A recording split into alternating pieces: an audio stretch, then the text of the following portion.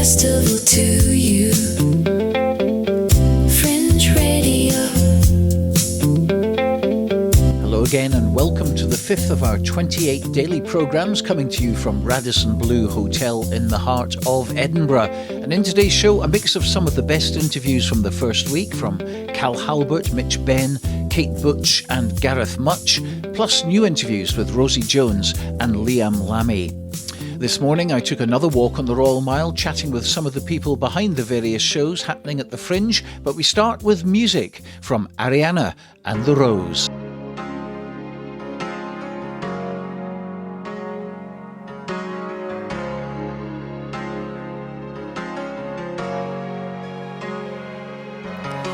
I think that we should call it off, baby. I'm grateful for the mark you made on me.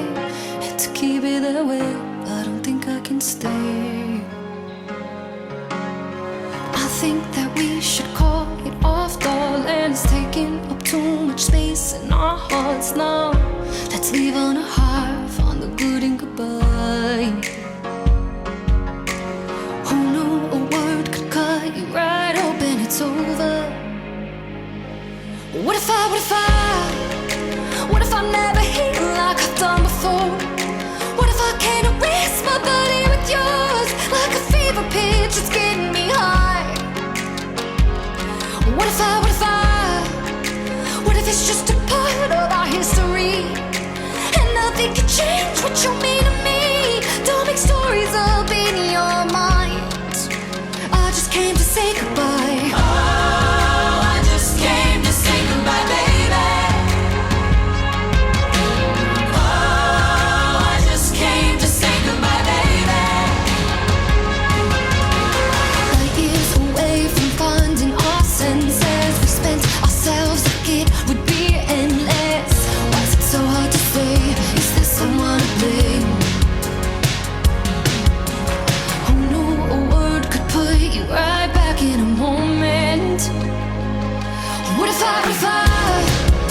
What if I never heal like I've done before?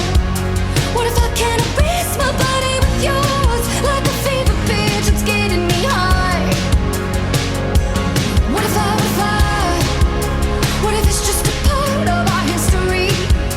And nothing can change what you mean to me. Don't make stories up in your mind. I just came to say goodbye.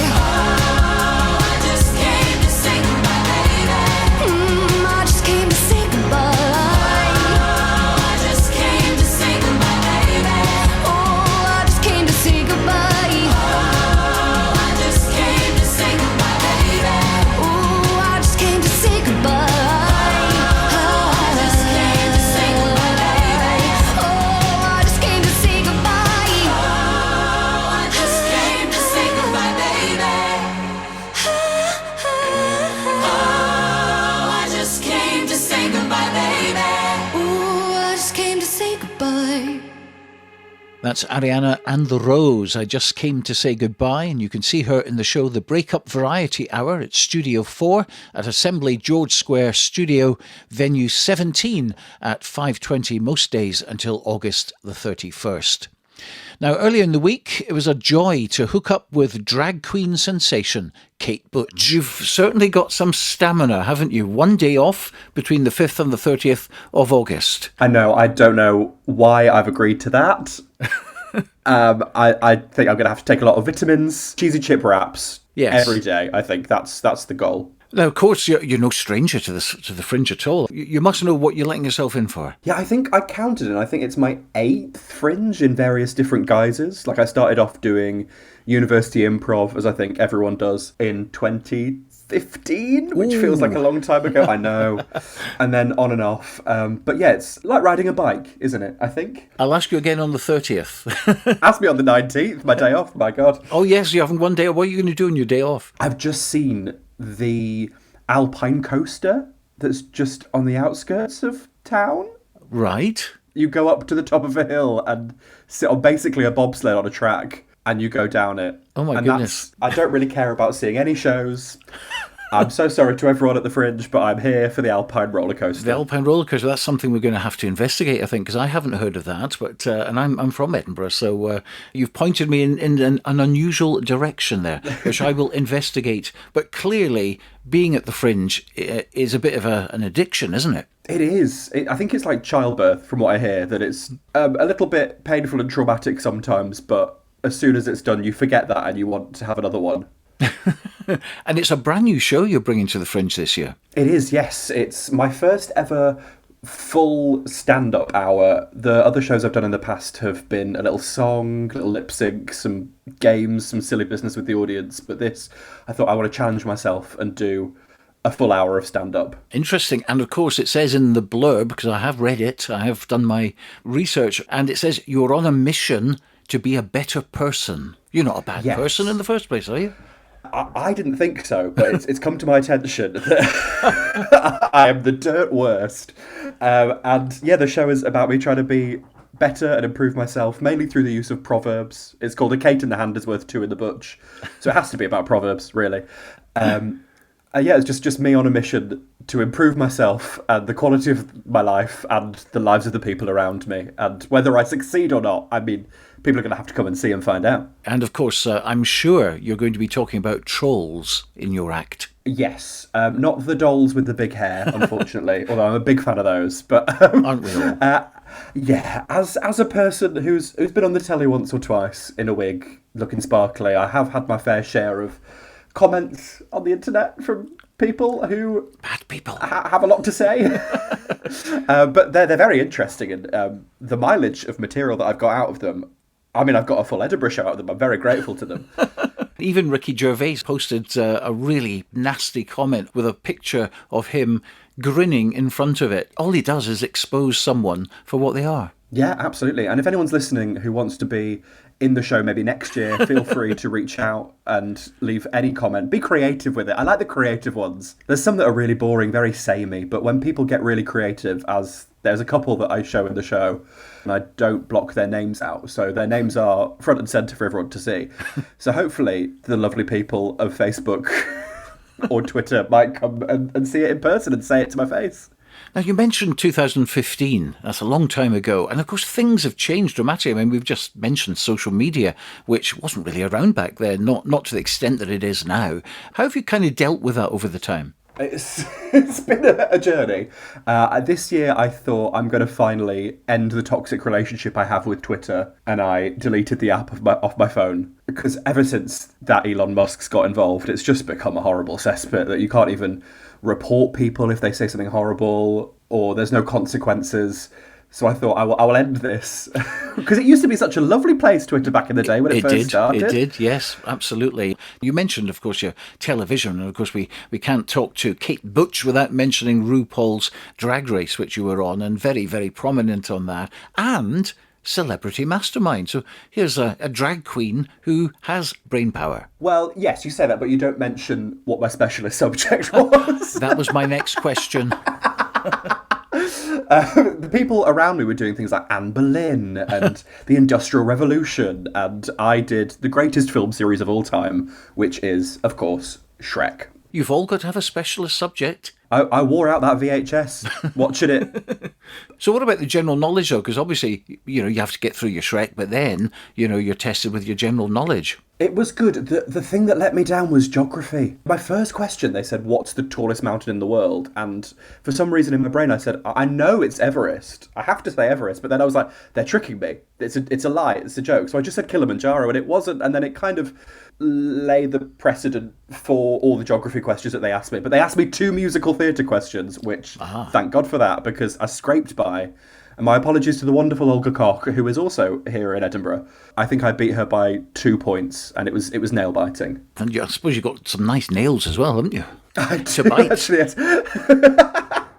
I was dressed as a dragon, so I had some very lovely claws. So much going on in your life. The stand-up show, really exciting. Are you going to be putting this show on tour later on? Possibly. I think the feelers are out there for venues and things, but I just did a tour a couple of months ago, and I'm still a little bit exhausted from that. I do love going on tour, going all around the places, so fingers crossed. Kate Butch, who's at the King Dome at the Pleasance all the way through to August the 30th, except for the 19th at 8 o'clock. After the break, my latest walk on the Royal Mile. Bringing the festival to you. Fringe Radio. One of Australia's best tribute acts, the 64, make their Edinburgh Fringe debut with 70s Jukebox. At the Assembly Rooms, Bijou, Venue 20, you'll enjoy powerhouse vocals, slick choreography, and full-on energy as the 64 bring you the best music of the 70s. They're relishing the opportunity to play for an Edinburgh audience for the very first time at 2:30 every afternoon from the 18th to the 30th of August. Get your tickets now at edfringe.com. I cannot believe he asked me to do OnlyFans. Hold on, let's talk about this. There's nothing to talk about. We're always complaining about money. Then get another job. I am not selling my body. I'm listening to me now. I'm good at this. 15 Minutes of Shame from the 7th to the 30th of August at 7:20 at Playground 2 at Zoo Playground. Tickets at edfringe.com.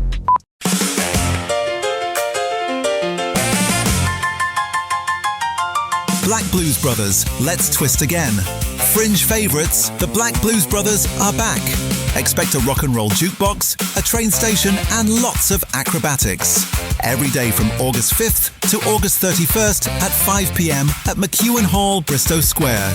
Tickets available at edfringe.com.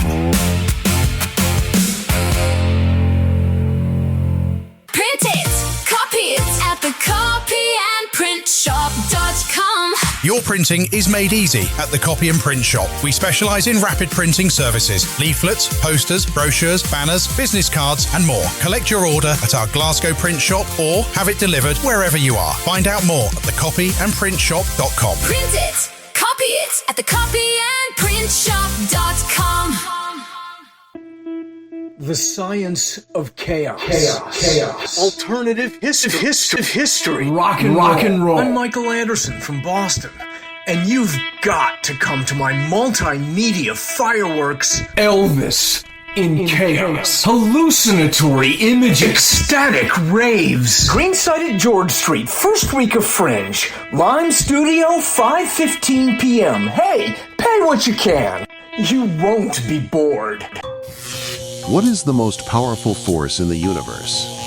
This August, magician and physicist Kevin Quantum brings an all-new Fringe show to Edinburgh. Invisible Force. Expect brand new magic inventions, impossible moments you'll never have seen before, and astonishing illusions where science and mystery collide. Electricity crackles, reality bends, and you'll leave questioning what's actually possible. Funny, surprising, and unlike anything else at the Fringe. Search Quantum at edfringe.com and discover Kevin Quantum, Invisible Force. Bringing the festival to you, Fringe Radio. Now here is a lady who is desperate for people to come to her show. Yes. The show is called Stanislavski. How's it going so far? It's going good. This is our first day. What is your name? You're very tall. Oh, you're on a bollard. That's why. Bollard. My name's Frankie. This is our first day flyering, so we're just getting into the swing of it, and we have our opening show today at 3:05 at Greenside, and we're excited. And it is called, what's the proper title? Called Stanislavski Can't Save Me from the Apocalypse. And it is about 5 theatre camp leaders who find themselves responsible for over 40 campers when the apocalypse happens on the last day of camp. And it's very chaotic and funny. And where and when can we see this? You can see it at Greenside, Ivy Studios at 3:05, and it's 55 minutes long. Now, I've heard about Greenside because we've got we've done a little feature on Greenside, and you had a bit of a launch party the other day. You did. Were you invited? Yes. We were invited. Yes, we were there socialising, doing our thing. It was manic and full of beer and spirits, I understand. But you're obviously really revelling in the Edinburgh Fringe at the moment. The weather has stayed kind, which we all like. It won't be long before that changes, believe me. Umbrella is in the bag, don't worry. We are prepared for the rain. You have to be prepared when you come to Edinburgh and Scotland in general. But you're all very excited about this. We're super excited. We're just like you said, revelling in the energy and just trying to have a good time and not take the rejection too personally. You won't get much rejection, I'm sure. That's very kind of you. I'm trying to just smile and make eye contact. Smile and wave, that's the way to do it. So let's talk finally to the tall lady. Give me a copy of your leaflets there. The tall lady, well, she is helped by about a 2-foot bollard. Anyway, but I also have this to give me... It is moving, that bollard. I'm a little bit concerned. I'm using my core strength, but I'm locked in, don't worry. I've been here for like 10 minutes now and I haven't fallen, so that's a win. She's addicted to bollards from Edinburgh. There we go. So it's Stanislavski, Can't Save Me from the Apocalypse. And I tell you what, some people have said some nice things on this. Inventive, hilarious, intelligent, captivating. Another one says thoroughly amusing.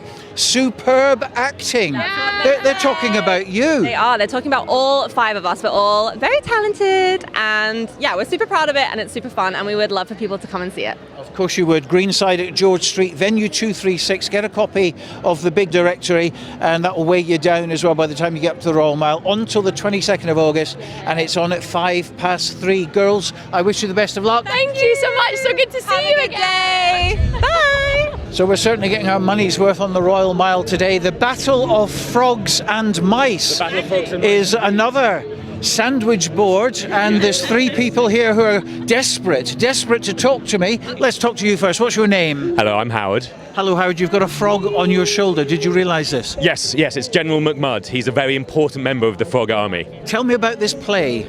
So it is based on an ancient Greek story, which is called, I will ask David to pronounce it for me, Batrachomyomachia, and Crumb Snatcher is on an adventure that will inevitably lead to a terrible war, and only you can choose who will win.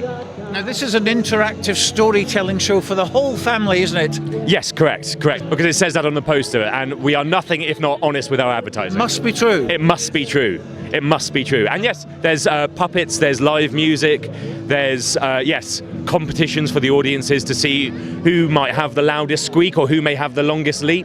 So it's, interactive for the whole family. And it's all exciting because in less than 2 hours, you're going to have your first show. Correct, absolutely. Very good maths. Nervous? No, very excited. Looking forward to it. So who are you? I'm the director. My name's Hayley. Yes, you look like a director, don't you? Big director energy. What's it like working with these 2 guys, the frog and the mouse? You know what? The actors are fine, but the puppets are such divas, you know? They want sparkling water in the dressing room. They want, fresh lily pads, fresh grass for them. I mean, it's a nightmare, but you know what? It's worth it for the show. Yes, so it's the Battle of Frogs and Mice. It's featuring toy box puppets, live music as well, and more. What's the more? Tell me about the more. The more is sort of the interactive element. So we use sort of traditional Homeric storytelling techniques, very, very topical with the Odyssey. What word was that you just used? Homeric. Ooh. So based on the works of Homer. That's why you're a director. You know these big words. I know the big words. So obviously Homer, who composed the Odyssey, which is very topical at the moment. The way that oral storytelling worked in ancient Greece, it was not written down. So it was using these sort of formulaic phrases called epithets. It was using all kinds of kind of coded movement, coded language. So we're bringing those sort of traditional parts of ancient storytelling and breathing new life into it with lots of interactivity, lots of chances for kids to get up and involved in the show. You get to throw ping pong balls at us at one point. It's great fun, absolute chaos, but with a lovely message about friendship and how important it is to tell the truth as well. A real family-friendly thing. Absolutely, yeah, that's what we're describing. We're saying it's like Shrek. It's good for everybody, fun for the whole family. Brilliant, and it's 2:15 all the way till Saturday the 22nd of August. One of the best 45 minutes of your life that you could ever hope to have, clearly. And where is the venue? Where's the venue? That's Zoo Southside. It's just on Nicholson Street. Lovely. The best of luck with it. Fabulous, thank you so much. Hello, Sasha. Tell me about your show. So my show is Sasha Graham's Ghost Stories in Tarot. I am Sasha Graham, and I'm a tarot deck creator, and I write books on tarot. And my show is about my very haunted loft in New York City that I moved into in 1992. All true ghost stories that align with specific tarot cards, and the audience gets cards when they walk in, and I read them throughout the show. Wow, that sounds pretty exciting. What's your audience? Are they believers or non-believers or a mixture? Oh, almost 100% believers. In fact, it's hilarious. Yesterday at our opening preview, I could see people in the audience nodding their head up and down, and I could tell they were the tarot people, like going yes to what she said. Is it something to be concerned about, or should people just immerse themselves in it? One should never be frightened of the cards themselves. If you're getting a reading from someone, definitely suss out their vibe, because tarot cards are like anything else. They can be used for incredible good, or they could be used for manipulation and bad. So I advise everybody to get a deck of tarot cards for themselves, use it for self-inquiry, creativity, divination, and learn about the cards for you. And what about people who are a bit apprehensive? There's nothing really to be scared of. There isn't anything to be afraid of, but you know what? If something freaks you out, I say stay away from it. I'm not here to convince anybody that they should love tarot. That's up to everybody individually. That's a very good answer. Now tell me where and when. I am at Just Out of the Box in the Caves every single day at 12 o'clock noon with the 18th off. And that's Nidri Street, and that is the perfect venue for you, isn't it? It is. It's a deep subterranean cavern cave, and I love it. Lovely to talk to you. All the best with the show. Thank you so much. Have a good one. A lot of musical acts, of course, along the Royal Mile, and it's a great fun to come along and see all the variety here. And here's a very talented young 13-year-old girl called Athena, and you've just completed your saxophone set there. Well done, first of all. Yeah, what's this experience like? It was so lovely. Like, everyone here is so kind, and it's like a big family. Everyone's so supportive, and you just feel so happy being here. And how did you get involved with this?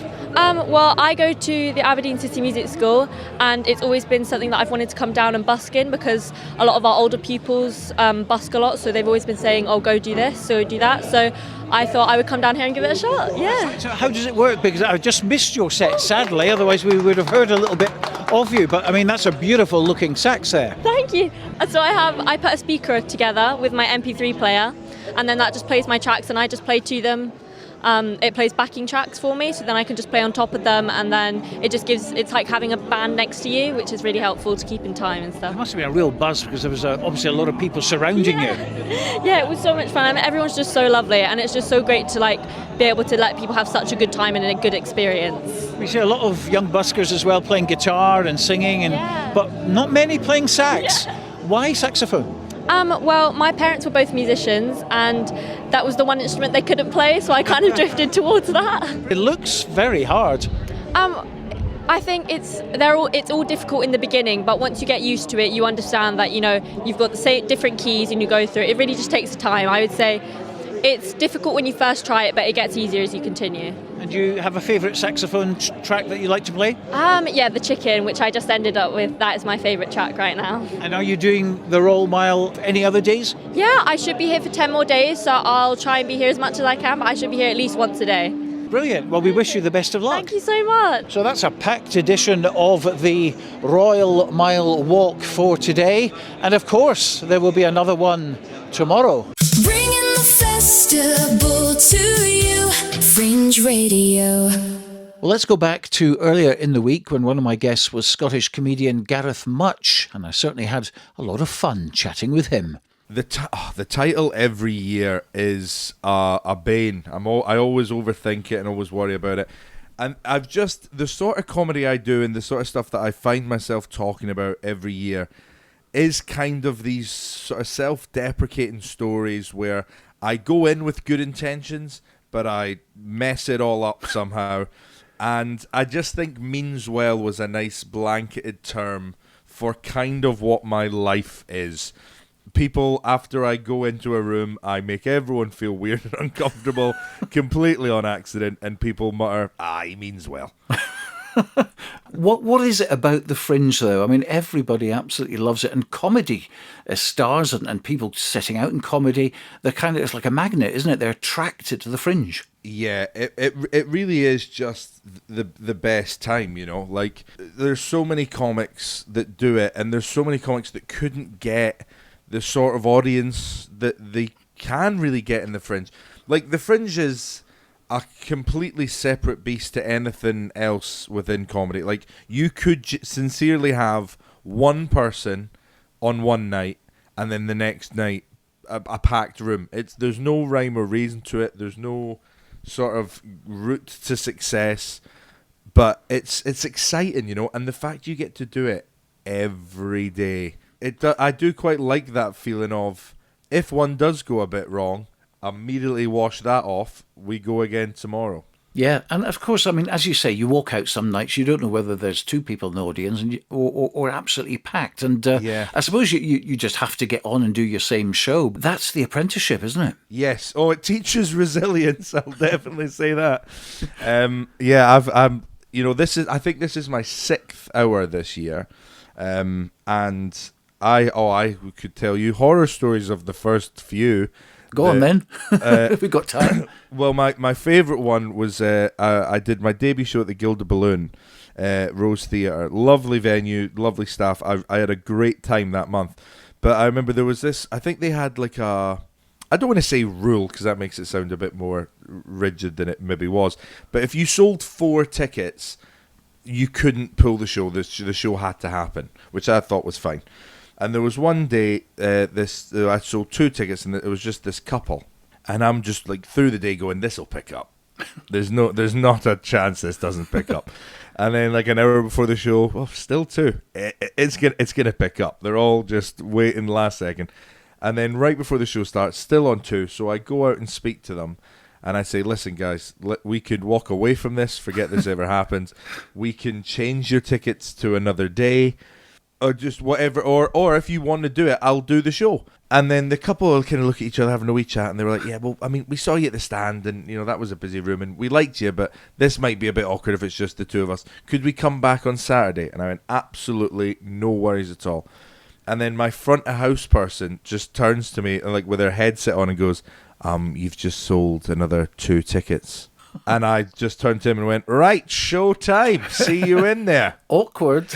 Yes, very awkward. Very, very awkward. And what is it like, for you? You've got an hour ahead of you. You've got 4 people in the audience. And I've been when it's just been me and someone doing puns for the whole hour, and they weren't very good. And I ended up giving him the biggest tip of the Fringe. Yeah. And I was trying my best to smile all the way through it, and I was cringing. So from an audience point of view, it can be awkward as well. Oh my Lord, of course it can. But then you get some success stories, like a good buddy of mine, Robin Granger. He had one person in his first opening night of the festival, I think maybe like 4 or 5 years ago now or something. And the right reviewer caught that story, and it became like this worldwide sort of known event. The one guy turned up to my opening night. So it's a special place, the Fringe, and it can make you and break you, and then but it's exciting. It's always exciting. And how do you prepare for your show? Obviously, with social media these days, your material gets leaked very, very quickly, and you have to come up with new stuff, which isn't easy. No, it's the mad thing about the Fringes, because I stayed in Livingston, which is like 15-20 minutes on a train outside of Edinburgh. I'm very close. I feel this need that I have to do the Fringe every year, because I know what some of my friends and other acts from down south are committing financially and health-wise to come up here. So I just feel this like, I can't not do it. I'm 20 minutes away. But it really is a crazy task to think I'll just churn out a new hour of gold this year. I'm sure it'll be even better than last year. But just with the experience of doing it a bunch of times, it does get somewhat easier. Like you know the process, you can understand the process, and it does become easier to just constantly be churning out new stuff. And do you have like a notebook constantly with you, or obviously your mobile phone? You think up ideas at crazy times, yes, and you jot them down. 100%, and that'll, I would say, even the morning of the 5th, if my wife says something wacky, I'm jotting that down. There's still time for it to go in. But yeah, it's all the time. Being a comedian is pretty much just going around life. And then when your friend says something going, "Oh, wouldn't it be funny if?" And you're there going, "Yes, it would. Thank you very much. Write that down." I do like comedians that do the observation comedy, because the audience relate to it, don't they, in a way that an observation one, you kind of carry the audience with you, don't you, on that? 100%. And it's something that, again, that I do try to do. I try and do observations through storytelling, because like they're all true stories. But there is no better feeling as an audience, I think, than when you stumble into a little bit of the human experience And the audience are there going, bah, I've been that person, or oh, I know a situation that this reminds me of. You've tapped into something there that is special. And this year, it's all about, for me anyway, the awkward ones of those. And I'm trying to encourage people to be more free and willing to share those stories that you might not wanna, because you might be going, oh no, that's too. I'm taking that to the grave. Share it, tell it, because I guarantee you these are the stories that are worth telling, and they're going to make people laugh. Now, I was interested, I was having a look at your biography and all the rest of it, as you do a little bit of research before you talk to the guests, which is only respectful. And I noticed there was an interesting thing you got involved with, England versus Scotland comedy. Oh, wow. Tell me about that. I love the exciting build-up you gave it. Unfortunately, the answer is the most mundane. It was cancelled. Oh no, was it? Yeah, it was pulled, unfortunately. Clearly, my research didn't hit the nail on that one.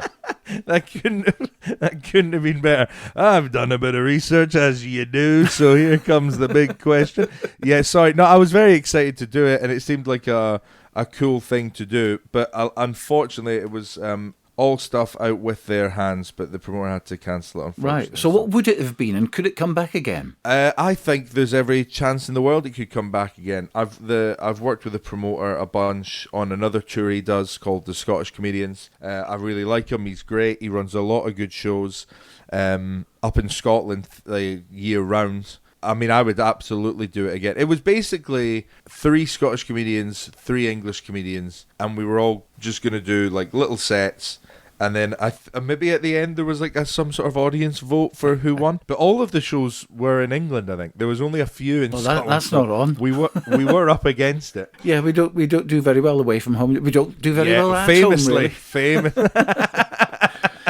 But of course, in past times, one thing I know is absolutely true is that you've had a lot of nominations and for awards and things like that, and certainly at the Fringe as well. So does that put sort of extra pressure that you've got to come away with at least a nomination this year? Honestly, this is my honest answer. I'm not going to lie to you, Stuart. It really does not. As soon as that happened, it meant so much to me, because it was just a very nice piece of validation of all those years ago when I told my mum and dad I'm leaving school and I want to perform, my man, papa. And they probably went, oh no, where's this going? That was a nice piece of validation of maybe I didn't make the wrong choice there. Maybe I made the right choice. And then to get nominated again last year was beautiful, and I truly love what the Ish Comedy Awards have done to mix up the awards scene in Edinburgh. Because, the main formula of the Perrier, like the Edinburgh Comedy Award, I don't really want to be too aggressive here, but haven't been that great with representing Scottish acts, really, and acts from all sorts of backgrounds and stuff, necessarily, I think. But the Ish Awards really have just mixed all that up, and it's just beautiful to see. But if you go into a Fringe run thinking, well, if I don't get nominated this year, like, you can't have that as like a goal or even a thought. You should only really focus on the stuff that's within your control. And all I can control is I write the best show I can, I perform it the best I can every day, and I hope that everyone that pays for a ticket leaves going, that was a great time. We had a lot of fun there. You look at the Fringe directory, I call it, it's like a telephone directory, isn't it? It's absolutely massive, and it is stuffed with nearly 4,000 shows, I think, and that's probably amazing. Half of them were comedy. So, yeah. I mean, the competition out there is immense, and you have to absolutely go for it and do your own thing and carve your own niche in there. Even more competitive when it comes to television. But you've had quite a bit of success in that area. I think so. I appreciate you saying that, Stu. That's very kind. I hope so. I do think I have sort of developed my... I mean, they say in comedy, it's your voice. You're always trying to find your voice and like what sort of stuff you're going to speak about and what you're going to say. And I think I have figured that out. And then just through the years of doing it, I have been lucky enough to do some cool things. Well, you're going to be doing your cool things at the Stand 1. What a segue. Oh, I'm sorry. He's pro. This guy is pro. No, that was great, Stu. Rank amateur there. But I got away with it, I think. You might have just given me next year's Fringe Show title, Cool Things. I might call it Cool Things. There we are. I'd like to copyright that right now. But it's the Stand One, which is a great venue. Stand Comedy Club, 5th to the 31st. Not a single day off for this man. 4:20 p.m, which gives him time in the morning and the evening to go and see other acts as well, on for 1 hour. It's been a great pleasure, Gareth. Nice to talk to you. Stu, thank you so much for having me. I've had a great time, man. Thank you so much. I was cleaning out the garage last year, and I found my Discman. You know what I'm talking about. And my 9-year-old asked what it was, which is gorgeous. And I said, it's an electric pancake maker, darling. And she shrugged and believed in me and walked away. So I wrote this song for my girls, just so they can be aware of what they're missing out on, for those of them who didn't grow up in the 90s. You'll never know what it's like to rewind an audio cassette with a pencil. You'll never know what it's like to have to stand up to change the channel. You'll never know what it's like to let your fingers do the walking, or have a big book of maps balanced on your knees as you're driving your car, which was totally safe. You'll never know what it's like to make a reverse charge call from a payphone, and when you have to record your name, you say, Mum, I'm at the station, pick me up. So she gets a call saying, you have a call from Mum, I'm at the station, pick me up. And she knows what you're saying. Yeah, there's no way that she's paying for the call. You just saved 30 cents, and back then that could buy you a new bike or a 30-cent cone. So you have a birthday party at McDonald's, and a guy turns up dressed as a clown and gives you a hug, and everyone is cool with that. You'll never know what it's like to have to decide between the phone and the internet. You can't have both at the same time, because they both use the same cord, so you have to choose which one to use. And either way you're sitting in the kitchen and your sister is there saying, hurry up, I wanna check my Hotmail. Then you hear 2 beeps and your girlfriend says, sorry, I've got a call waiting, I won't be long, so you keep holding on.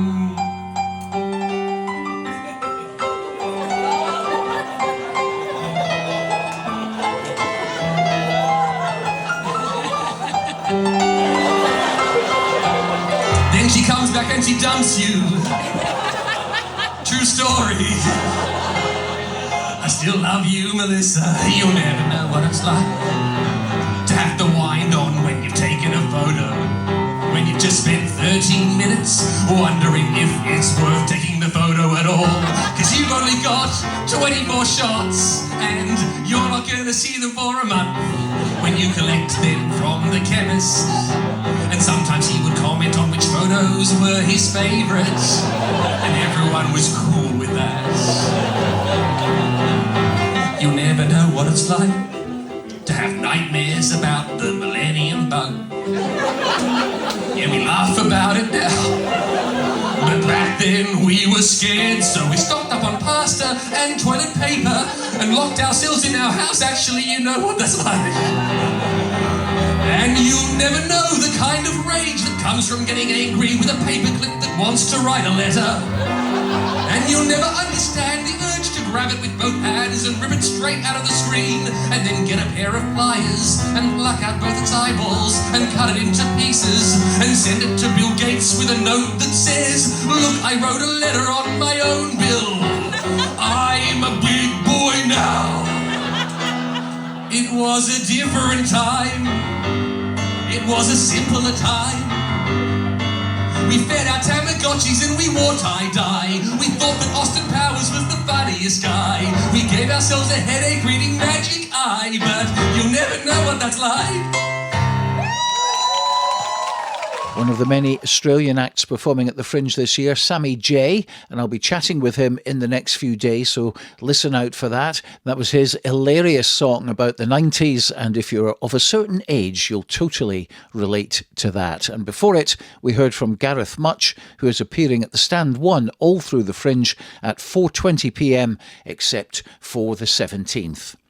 Well, one of the big features of the Steve Wright Show on BBC Radio 2 when it was going was when he had Ask Elvis on, and at the time nobody knew who it was doing the Elvis impersonation, but we now know that it was Mitch Benn, who was a guest earlier in the week. Oh, hey there, Stuart. It's good to speak to you. It's a little early in the morning for me, so you're going to have to go easy on me. We certainly will. Now, of all the comebacks, you've chosen the Jersey at Underbelly in Edinburgh. Why there? Oh, they asked me to. They were very kind. They sent a very politely worded letter. It was there was no way I could refuse them. Now, you've been off the airwaves for many years now. What have you been doing? Oh, what haven't I been doing? I've been turning up everywhere. I've been officiating at weddings in Vegas. I've been singing in Chinese restaurants. I've been appearing in slightly gaudy biopics directed by Australian maniacs. Now, you've obviously seen a lot of different politicians whilst you've been away. What's your thoughts on Donald Trump? I try not to have thoughts about Donald Trump because I find they make me descend into a pit of existential rage, which is very difficult for me to wrest myself free of. So I'll give him as little consideration as possible, if that's okay with everybody.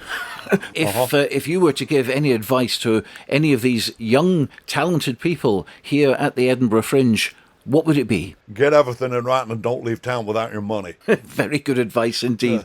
Well, that's usually where we would hear Steve Wright cut in and end the Ask Elvis session until the next time, and it was one of the most popular segments of the Steve Wright Show, and of course no one knew who it was starring as Elvis. That is until now, because the man behind Ask Elvis is Mitch Benn, and we can now talk to you finally out of character as yourself. So Mitch, you must have had some great fun working on the Steve Wright Show. It was wonderful, and it was a very, very memorable period of my life, and it was, at the time, as you can imagine, it was both exciting and very rewarding and slightly enervating, because it became apparent quite early on that this is probably everybody's favourite bit of the show, and it was, I think, by some measure, the most popular show on British radio. So basically, I was everybody's favourite bit of everybody's favourite show, and nobody knew who it was, and so that's at least partly what this show is about.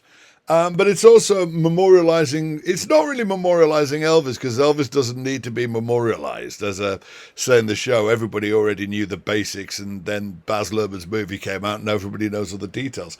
But it is at least partly about memorialising Steve. I mean, one thing people, I think, don't really appreciate is just how long, in one form or another, Steve Wright in the Afternoon was on. It was on for over 40 years.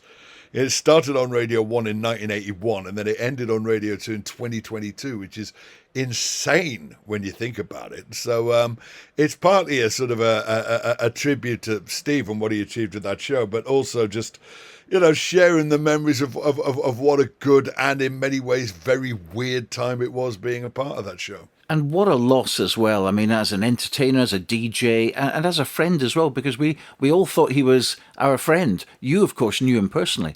I kind of knew him personally, but I mean, he was a very professional guy. We had a great relationship in the studio, and that was kind of the end of it. We didn't, I didn't really know him in his private. He was a very, very private guy in that respect. That's one of the things that everybody said after he went, and that's something, a point I make in the show is, bizarrely, it was after Steve died. And when Steve died, I was in the process of trying to get hold of him, because I'd had the idea of maybe trying to resurrect Ask Elvis as a podcast, which I may yet do. Because one thing which has become apparently clear is, it's well over 10 years now since we stopped doing it. And yet people are still have this very, very fond memory of just that bit, just that little semi-regular bit that we used to do. So I was actually in the process of trying to find him, because, of course, I didn't have any personal contact details from him. All the guys who were the producers on the show when I was on it, they've all long since moved on. So I just couldn't think of a way of getting hold of him. And then, unfortunately, very sadly, I was in the process of trying to get hold of him when the news broke that he'd left us. But oddly enough, that made me feel slightly better about the fact that the show had been finally cancelled about 18 months before he died. I think it came as a great shock to everybody that the show got pulled, because it had just literally been there for so long that most of us couldn't really imagine a world without it, you know. But I grew up with it as a teenager. I listened to it when I was a student, and then, you know, obviously I was on it, you know, when I was in my 30s and 40s, and then, you know, and then we all just took it for granted. I think that it had always been there. We couldn't just imagine the afternoon without him. But weirdly, like I say, it made me feel slightly better that it had been cancelled, because it's always a bit galling when somebody dies and you suddenly get this great outpouring of love and tribute to them. And you do find yourself thinking, you couldn't have said any of this while they were still here. You know, they probably could have done with hearing this. But of course, when the show had been pulled, there had been an outpouring of love and tributes for Steve. So I felt slightly better about the fact that he had actually got to hear all of that. So, you know, he had been told how you know, respected he was in the industry and how beloved he was by the public before he went, which is not something that happens to many of us. So, and it was interesting as well, because I mean, I saw him, the one and only time I saw him was actually at the Edinburgh Fringe, when he was working and doing his programme live, and he had all the features on, and the guests were there as well, and all the people that was surrounding him, and to actually watch him at work, even if it was in a live situation, so it was slightly different. It was an education. It really was. But as you say, he was so private, and he would come on literally 5 minutes before, warm up the audience, go away, and that was him. He just wanted to keep himself to himself. Absolutely. Although he did used to put some long hours in during the you know, making the show. I mean, that's something worth pointing out, is that the show would be on from 2 till 5 p.m, as everybody remembers. But he'd been in there since 9 a.m, prepping bits and, you know, editing bits, and he would personally edit. You know, they'd sometimes get celebrity interviews in early in the morning so they could cut them down and then slot them into the show, you know.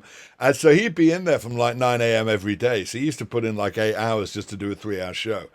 And yeah, he used to work incredibly hard on the show, and he had an absolutely unerring instinct for what made it work, which is one of the things that made it easier for me to swallow the idea that we were never going to tell anybody who it was.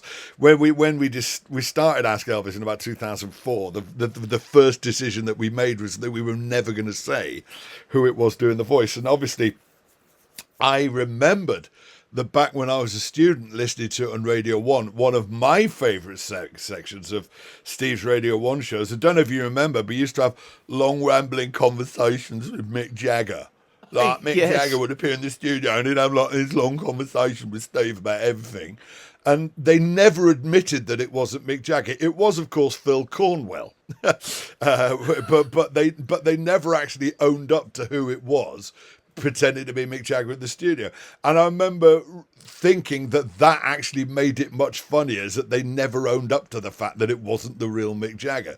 And so that's why I realised that actually this joke will work a lot better if we know. I mean, obviously everybody knows it isn't Elvis, because even when we started, he'd been dead for 27 years.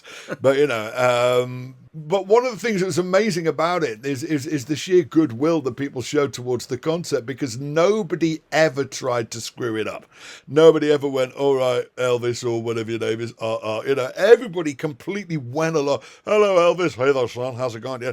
Everybody completely went along with the idea that it was Elvis they were talking to. Nobody ever tried to sort of, you know, shatter that little bit of suspension of disbelief. It was very odd, but very sort of, you know, cherishable in that way. The fact it said great things about everybody. It said good things about, you know, Steve and the gang that they came up with the idea, and it said great things about people that they really loved the idea and really went with it and never tried to sabotage it. Well, look, Mitch, it's been a real pleasure. I mean, the time has just flown by. Brilliant stuff you've done in the past. Brilliant stuff you're going to be doing now and into the future. And thanks for being our guest. You're very welcome, Sean. Thank you very much.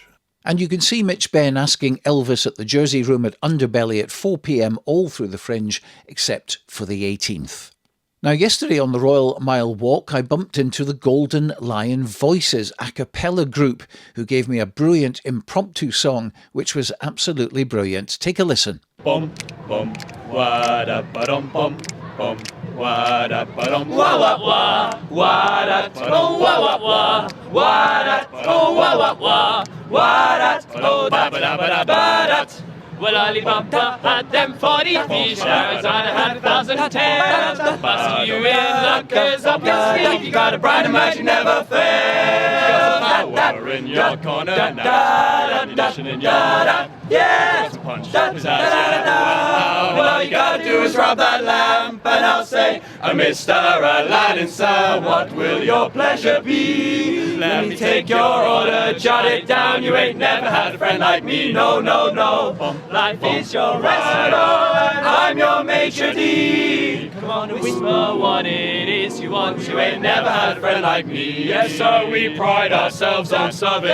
You're the boss, the king, the shah. Say what you wish, it's yours to dish. A little more baklava. Have some of column A, try all of column B. Do, you ain't never had a friend like me. Wah, wah, wah.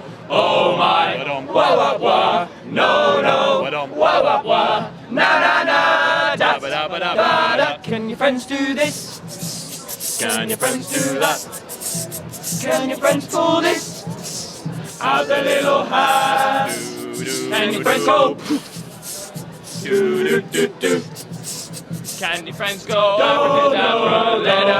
and then make the sucker disappear? So don't you sit there slack your buggy-eyed. I'm here to answer your midday prayers. Yeah, and I'm bona fide and certified. You got the genie for your charge to fare. Now I got a thoughtful urge to help you out. Which you really want to know. You got a list that's 3 miles long, no doubt. And all you gotta do is rob like so. And oh, Mr. Aladdin, sir, have a wish or 2 or 3. You'll see, I'm on the job, you betcha, Bob. You ain't never had a friend, never had a friend. You ain't never had a friend, never had a friend. You ain't never had a friend like me. Oh yeah, oh yeah, you ain't never had a friend like me. Ha! Quite superb, the Golden Lion Voices live on the Royal Mile. But to end this hour, a chat with the brilliant impressionist Cal Halbert. What about your own kind of heroes in the world of impressions? I mean, I come from the era of Mike Yarwood, of course, who was just out on his own. Alistair McGowan, of course, and I think one of my favourite sketches was John Culshaw and Alistair McGowan, who was in the sketch about Parkinson. Yeah, that is a great sketch, isn't it? Well, my first exposure to realising you can do voices as a job was Robin Williams. And my favourite film still to this day is Mrs. Doubtfire. And it was that scene as a kid. Mrs. Doubtfire and Caddyshack were the 2 first adult films, really, like older age ratings that I was allowed to watch as a kid. And I fell in love with Mrs. Doubtfire because there was that scene where Robin Williams goes, oh yes, I do. I do voices. And she said, what do you mean you do voices? He goes, well, I do voices. And he does the whole, yeah, we come to this planet looking for intelligent life. Oops, we made a mistake. Happy to be in America. Oh, something. I want you with the last way. You don't make me smack you, sweetheart. I'll do it. Figaro. This whole thing of doing all these different voices. And I was just jaw on the floor as a kid going, how on earth do you do that? So that was kind of my first exposure. And then all the classic guys, like you say, Alistair McGowan, Rory Bremner, John Coleshaw, all these guys that just, you just look at them and you go, how is that voice coming out of their face? That's not the person. It doesn't make sense to me. And then I was just mesmerised, not only by impressions, but just voices and accents as well, really. So the show is 101 impressions in an hour. Are you really doing 101? I'm going to give it my very best shot. I'm going to do it my very, very best. It's all time dependent. I'm hoping I can get it in. I did 100 impressions last year. So we've got an extra one in. And most of the days I was getting between 80 and 90 impressions in the show last year. This year, I really want to break the 100. Really, really want to break it. So I try and count them as I go through. And as I say, it was 80 to 90 last year. I'm really hoping I get the extra 100. If you get to 99, you're not going to get refunds at the door because he didn't do 101. Yes, the show should be 101 impressions in an hour. Terms and conditions apply. That's what it should be. There we are. You'll get away with that one, I think. So what are your current favourites then? I guess you're looking at Andy Burnham now. Yeah, I've got to look at an Andy Burnham. I'm a big fan of Andy Murray. I really like Andy Murray's voice. I think it's a great voice. It's so interactive and people really think it lifts the mood when Andy's talking. I also like Sir David Attenborough, the national treasure of Great Britain. Now, most people will know Sir David Attenborough as this voice, but not many people know the voice has changed over the years. So, when he was younger, he was up here, and he was much higher, and now he's gone even deeper. There is Sir David, because he's gotten a lot older. I also like, maybe not, a bit of Hurricane. But then some old classics that I like. I quite like doing the Michael McIntyre. Stuart, I like Michael. I think his voice is great to do, because when he wants to get a point across, he makes it very, very certain. Very, very, very certain. And then when he's having a laugh, you can almost hear the smile in his voice. I like it. And then you've got John Bishop as well. He might turn up in the show. And to do with John Bishop, you just got to make your tongue too big for your mouth. You know, that's just how it is, you know. It's just, we do that though, don't we? You know, that's the way it works. Or perhaps, if we're staying, well, comedians, you could get a bit of Cavan Bridges. Thank you. So there'll be loads in there, I'm certain, Stuart. And we see that a lot, don't we, from impression? They say, well, if you just tune it a little bit higher, it becomes somebody else. That is true. Do you know, there are lots of voices that are very, very similar. So a Kermit the Frog is not far away from your Ray Romanos. Everybody loves Raymond. You've got your David Beckhams, and if you get the gravel out of David Beckham, it's Joe Pasquale. La, la, la, la, la. They're all very, very close. And a lot of people ask me, when you get to voices, how do you learn them? And how I learned how to do, for example, President Trump, the best way, you've got to look at people's accent, you've got to look at where they're from, their culture of what they've been surrounded by. So President Donald Trump is a New Yorker. So you've got to remember, the easiest New York accent is your Joe Pesci, bada boom, bada bing. That sort of voice is the easiest New Yorker to do. You want to buy a hot dog? What about a newspaper? That's the sort of voice you want to go for. Now, President Trump has been surrounded his whole life by media, and the American media voice that everybody had for a long, long time, particularly during the 80s, was the looking out on that Golden Gate Bridge on another sunny Saturday morning. You stay with that voice, you add some Joe Pesci, you get the Donald. That's how that works. It's all recipes. That's what we got to do. And it's funny because you were doing David Attenborough, the high and the low voices a second ago, and I was thinking the high voice, you could almost be Simon Evans. Yes, it's not far. Yeah, they're not far away. They're all very, very close. All these voices, like lots of people don't realise how close voices are. And interestingly, this is the one that blows people's mind. The two voices that I found that were very close, and I say it to people, and their mind, they just go, what? Is Chris Tarrant and Barack Obama. Those voices are very, very close when you're trying to impersonate them. Go on, show me. Yeah. So, hello, welcome back to Who Wants to Make a Millionaire? It's Chris Tarrant here. Now, Chris Tarrant, he's got this voice that's at the back of his throat. Now, if you get rid of the British accent and give yourself an American accent and give yourself a little bit of a smoker's rasp, you get Barack Obama. He's right there. And you add pauses, Barack is right there. So they're very, very close. They're in the exact same place of your mouth where you're trying to impersonate them. That's where you're trying to go. Cal Halbert. Well, more from the Edinburgh Fringe in the second hour of the programme. And after the break, Rosie Jones, who shot to fame on TV, breaking down the barriers despite having cerebral palsy. That's next. Bringing the festival to you. Fringe Radio. One story, two people. Amanda Crowley and Thomas Duncan. One lawyer, one mass murderer. The case is lost. She wants it anyways. Not to win, but to understand how monsters are made. Glimpse behind the societal masks, as with Monster Made, an intense character study, a captivating, psychological, intimate play is coming to the Fringe at Paradise in the Vault. Only the one who can change his mind can actually change something. Monster Maid runs from August 24th to August 30th. Book your seats today at edfringe.com.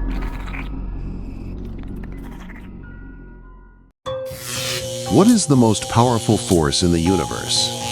This August, magician and physicist Kevin Quantum brings an all-new Fringe show to Edinburgh. Invisible Force. Expect brand new magic inventions, impossible moments you'll never have seen before, and astonishing illusions where science and mystery collide.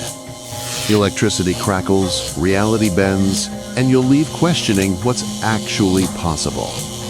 Funny, surprising, and unlike anything else at the Fringe. Search Quantum at edfringe.com and discover Kevin Quantum, Invisible Force.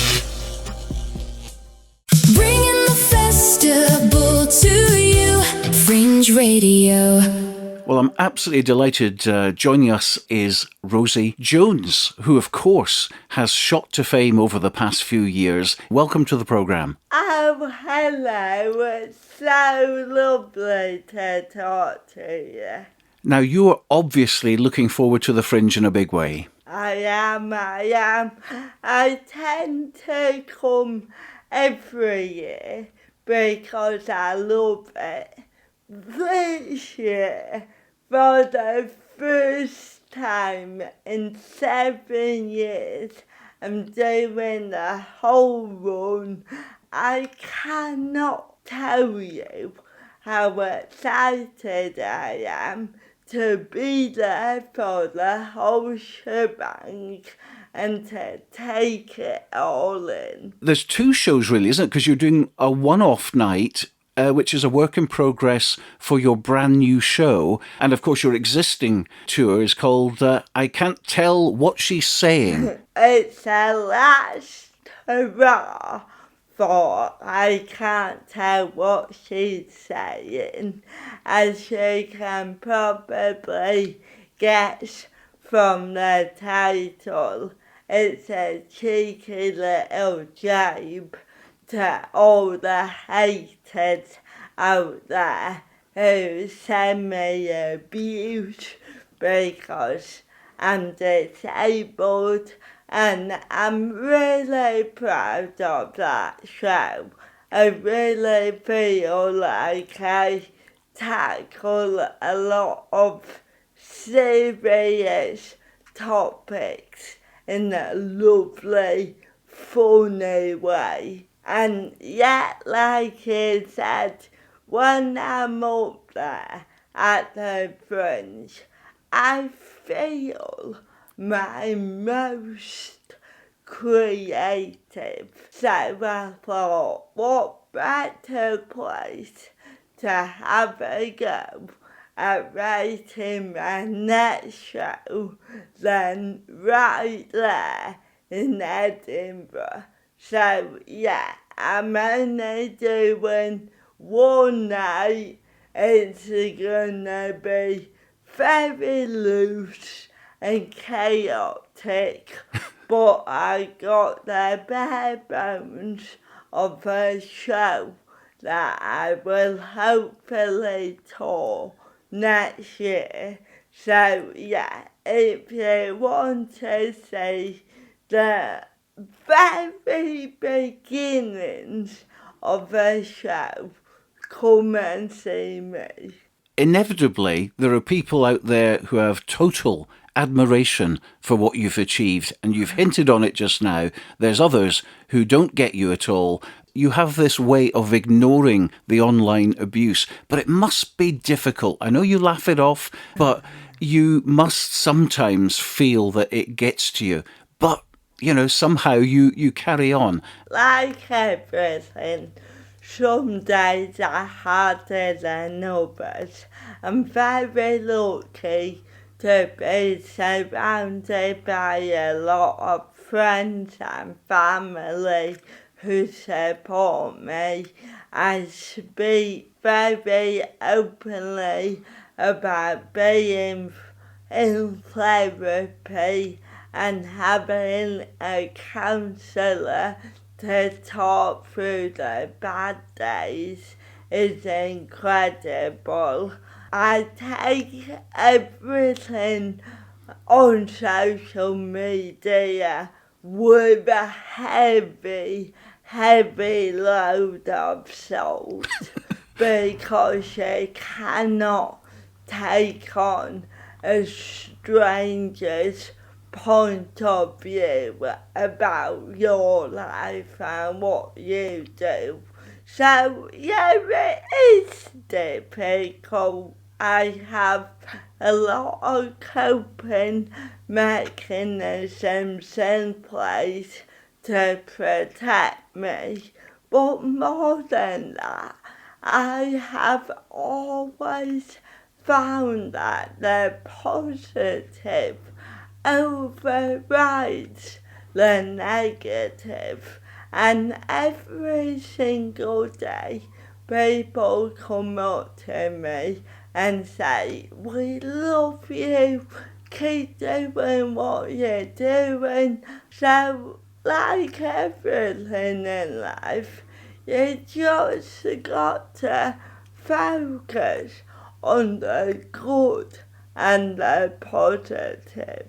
The mainstream media now, your BBCs, your Channel 4s, your ITVs, this last 10 years, there's an acceptance, isn't there, for disabled people to come onto mainstream. A lot of people can't handle that, and that's their problem. Yeah, that's it. So I grew up in the 90s when you barely saw disabled people on TV, and when they were there, they would be playing the victims or the vulnerable characters, and that was never something that I could look at and relate to.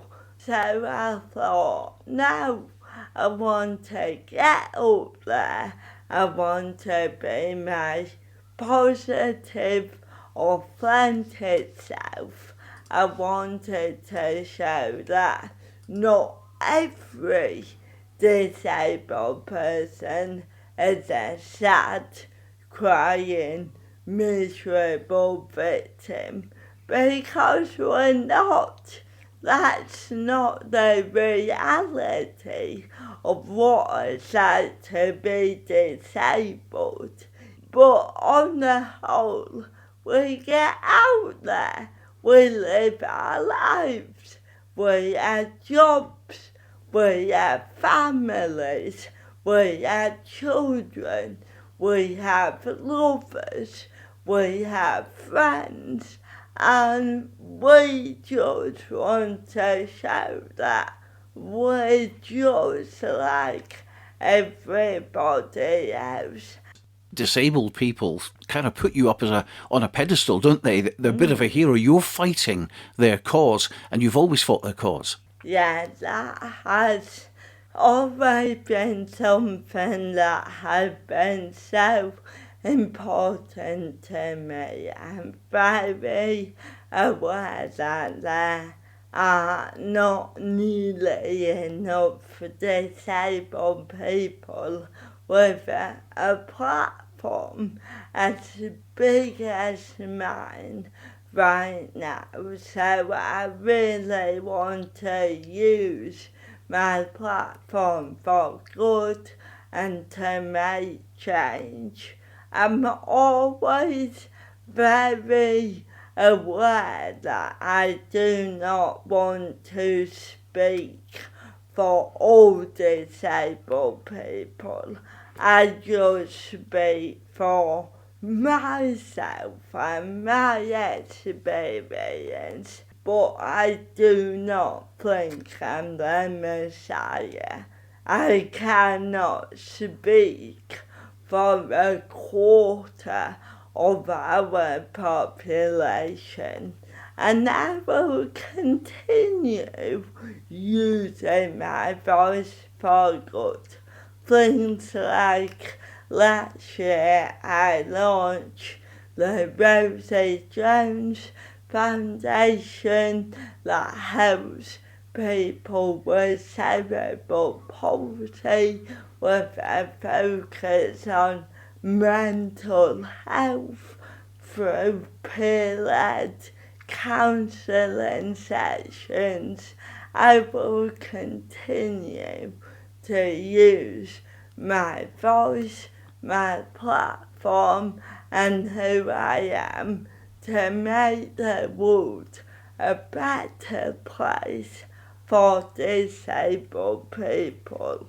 Well, clearly you've got your own fan base as well. So you've got the haters on one side, but every comedian's like that. You know, not everyone likes Jimmy Carr, not everybody likes Michael McIntyre. You know, it's a choice, isn't it? And clearly you've got the fan base there that absolutely love you. They come and see you, and it must make you feel so good when you see those ticket sales and those packed houses. Oh yeah, it does, and you're absolutely right. If you strip away all the sexism, ableism, homophobia that I get, there are still people out there who will say, oh, I don't like Rosie Jones, she's too cheeky, or she too sweary, or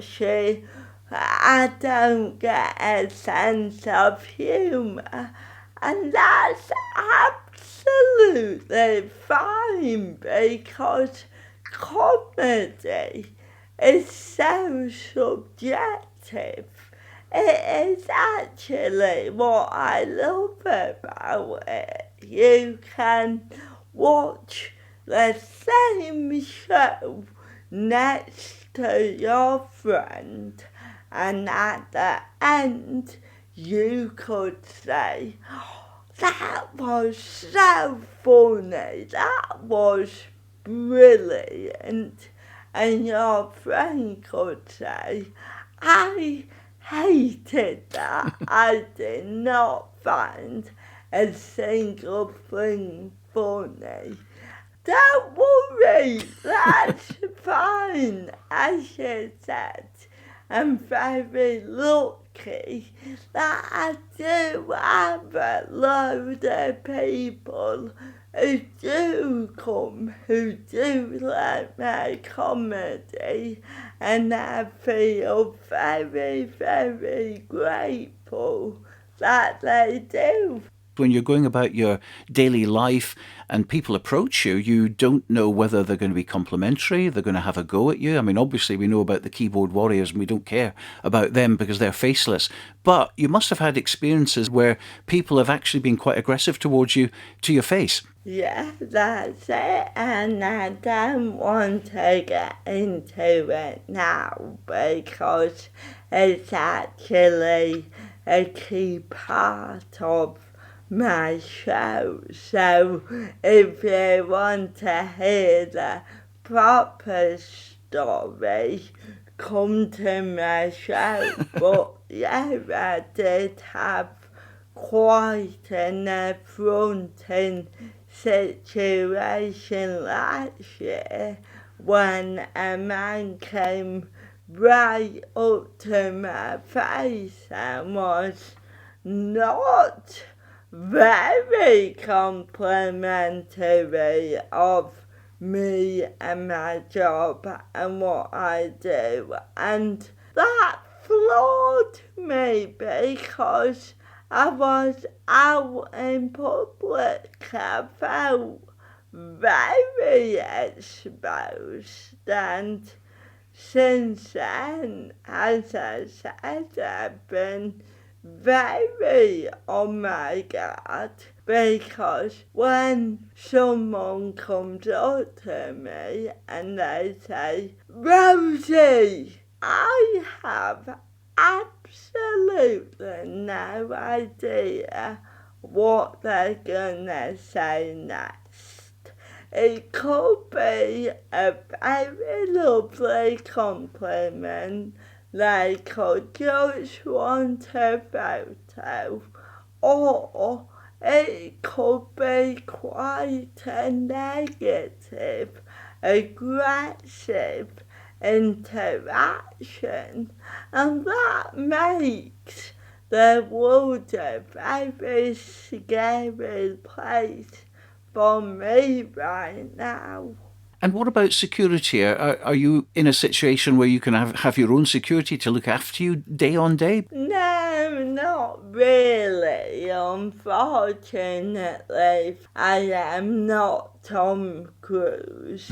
I need to stress 99.9% of the people coming up to me are lovely. And it's so nice to meet them.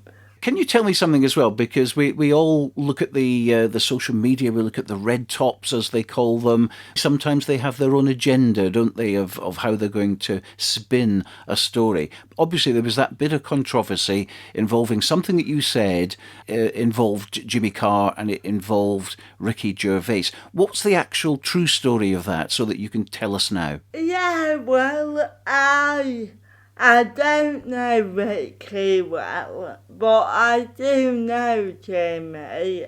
I think I said something that got massively overacted. My point really was all comedians in general should be kinder.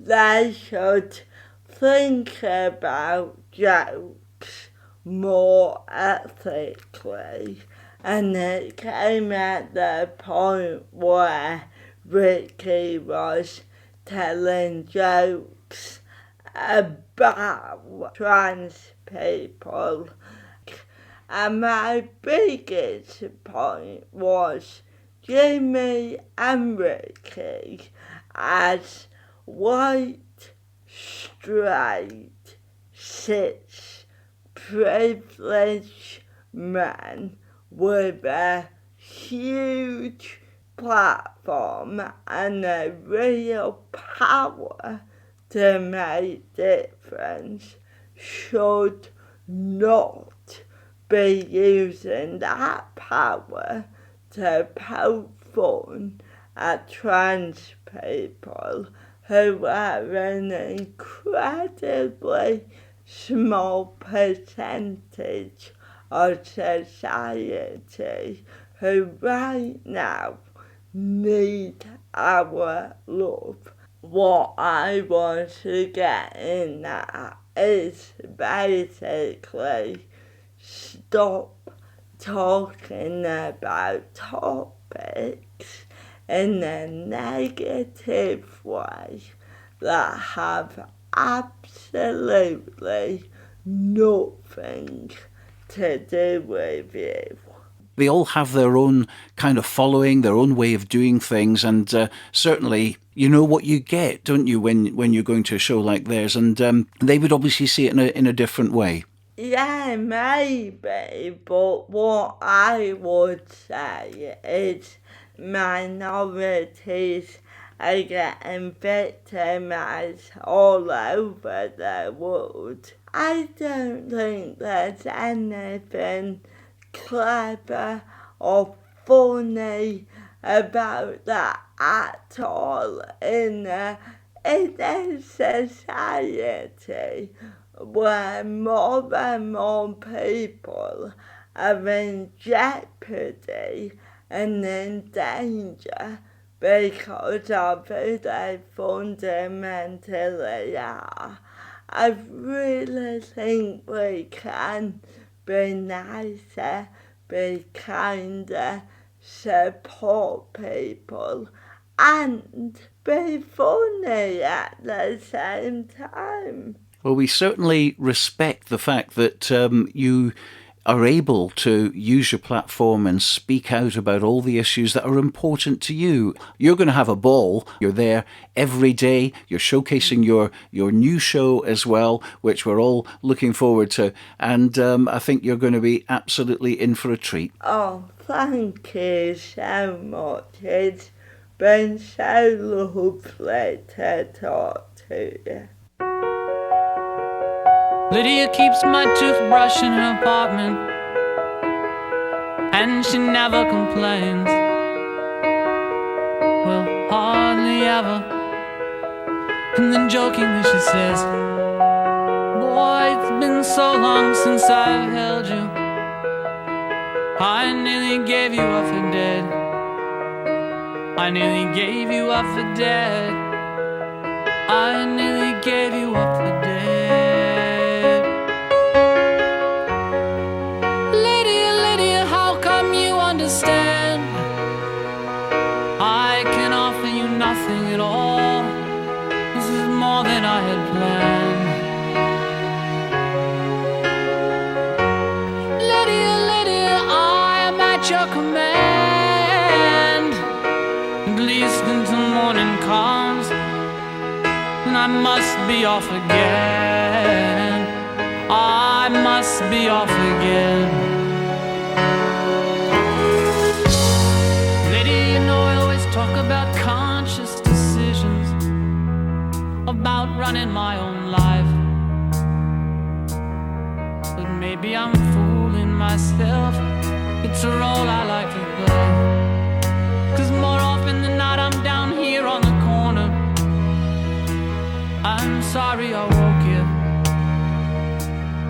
Do you feel like some company? Babe, I need a place to stay.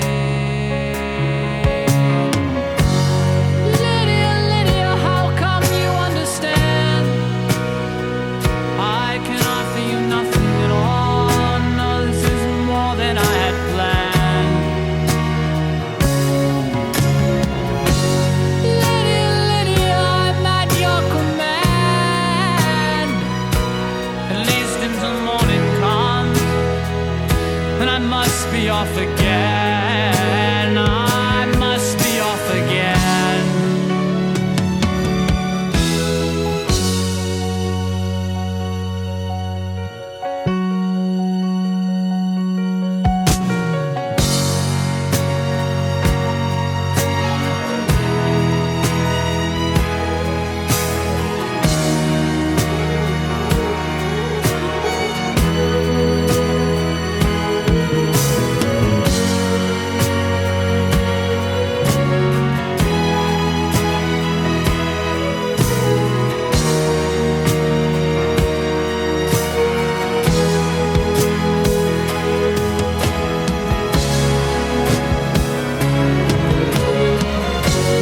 Lydia, Lydia, how come you understand? I can offer you nothing at all. No, this is more than I had planned. Lydia, Lydia, I'm at your command. At least until morning comes, and I must be off again. I must be off again. I sleep with a woman who thinks I'm a child. Maybe I am. No, that wouldn't surprise anyone. I suspect that much is true. But Lydia, if you only knew just how much I love you. Did you know that I love you? It's the best that I can do. Lydia, Lydia, how come you understand? I can offer you nothing at all. No, this is more than I had planned. Lydia, Lydia, I'm at your command. At least until morning comes, and I must be off again. I must be off again.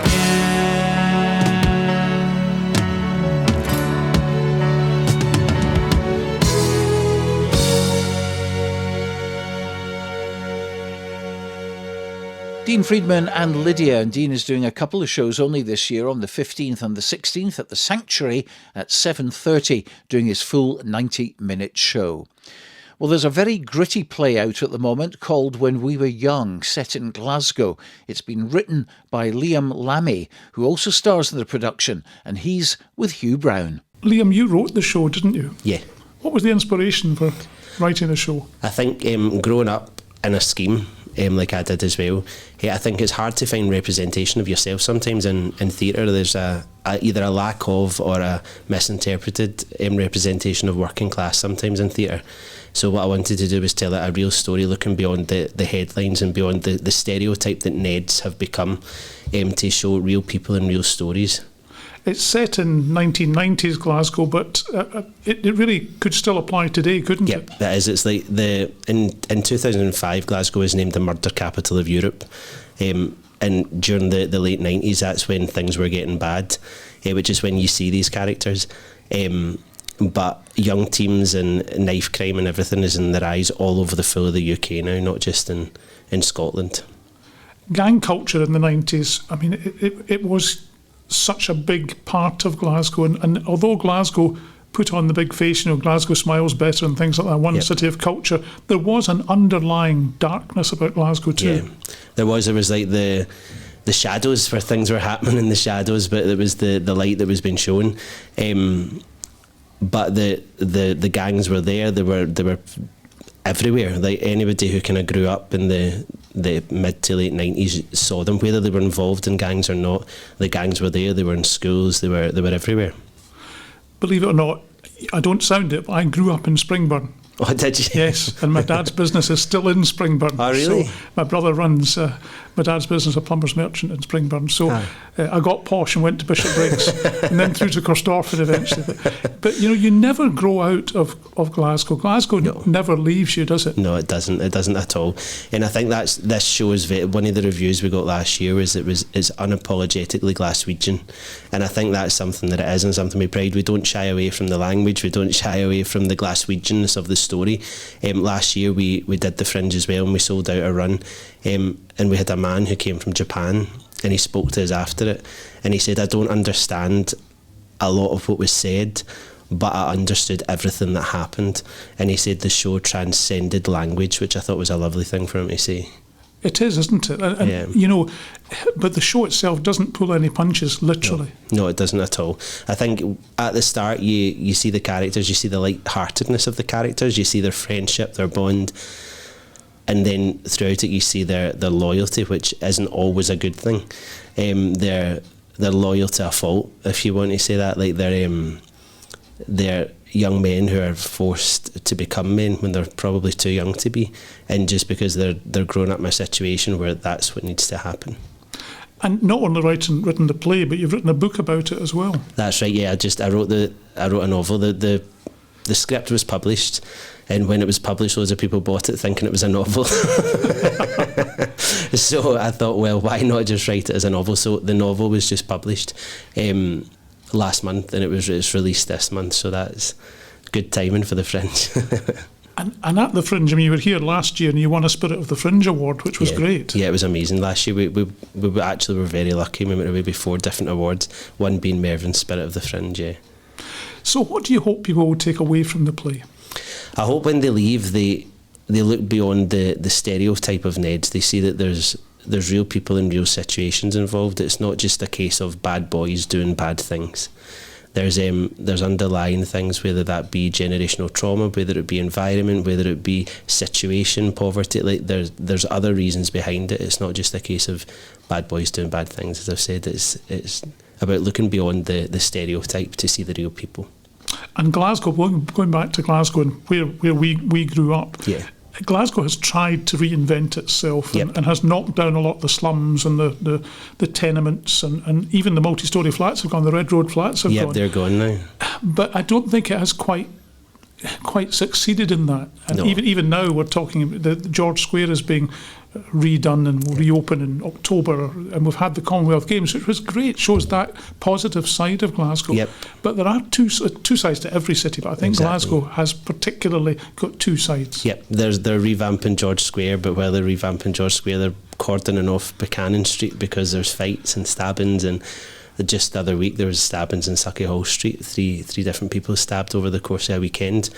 So, and as I say, it is very much set in Glasgow and stuff, but this story and the topic is so relevant all over the UK just now. It is the Deer Green Place, Glasgow is what it's called as well. Yep. I mean, and certainly if I had the choice, I'm exiled to the Far East now and live in Edinburgh, but I would go back to Glasgow, in a second, because to me, they say in Glasgow, if you stand at a bus stop in Edinburgh, nobody talks to you. Stand at a bus stop in Glasgow, you get everybody's life story. Yep, it's so true.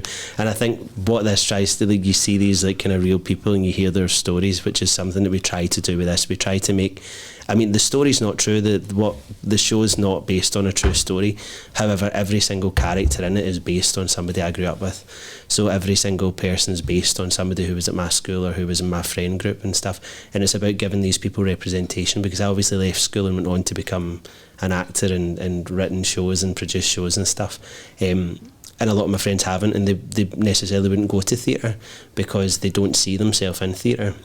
They see it as arty-farty and stuff like that. Whereas a lot of people who come to see this show aren't necessarily theatre goers, so which is another nice thing about it, is getting people who normally wouldn't go to theatre into the theatre and getting their bums on seats and finding a love for the arts. You're here at the festival until the end of August, and then amazingly you're taking it to the hugely historic Pavilion Theatre in Glasgow. That must be very exciting for you. This will be our 4th time in the Pavilion with it. Really? Yep. We so basically the show that we're doing at the Fringe, this version is a one act, which is set in the late 90s. The one that tours around the theatres that are kind of touring, it's done the full of a UK tour now as well. Act 2 jumps forward in time, so we jump forward to 2010, and you see the fallout of what happens in the show. So yeah, we're touring to loads of different theatres. We're kicking off in the Pavilion though, which is as you're saying, it's iconic, so it's amazing to get to take our wee show into such an amazing and iconic thing, especially when it's such a Glaswegian show and we're taking it to one of the most Glaswegian theatres you can possibly take it to. Yes, absolutely. You think of so many artists who've appeared, like Christian and even good old Jeanette Tuff, the Crankies, you know. Fan Dabby Dozy. Liam, I wish you and the rest of the cast all the best with the rest of the run here so much at the Edinburgh Festival, and thanks for talking to me. Thank you very much. Thank you. Well, it's certainly powerful. When We Were Young, the public and critically acclaimed multi-award winning show, back for 2026. It's at the Space 2 at the Space on the Royal Mile. In fact, right here at the Radisson Blu Hotel, where, of course, we've been broadcasting and will be broadcasting from all through the Fringe. Bringing the festival to you, Fringe Radio. I cannot believe he asked me to do OnlyFans. Hold on, let's talk about this. There's nothing to talk about. We're always complaining about money. Then get another job. I am not selling my body. I'm listening to me now. I'm good at this. 15 Minutes of Shame, from the 7th to the 30th of August at 7:20 at Playground 2 at Zoo Playground. Tickets at edfringe.com. I want to tell you a true story. Many years ago, a humble young musical comedian was approached by some radio producers and asked if he might contribute one of his comedy voices to a new segment for their network's most popular show. For many years, this young man delighted in answering questions from people all over the world and bringing a little simple joy to his troubled land, while all the time, nobody knew who he really was. But now his story can finally be told. Mitch Benn is Asking Elvis, coming soon to a theater near you. Thank you very much. This August, discover the best comedy, cabaret, kids shows and more at the Free Festival. With over 360 daily shows, there's something for everybody at a price for everyone. Donate what you think the show's worth at the end, or book pay what you can tickets to keep the Fringe accessible for everyone.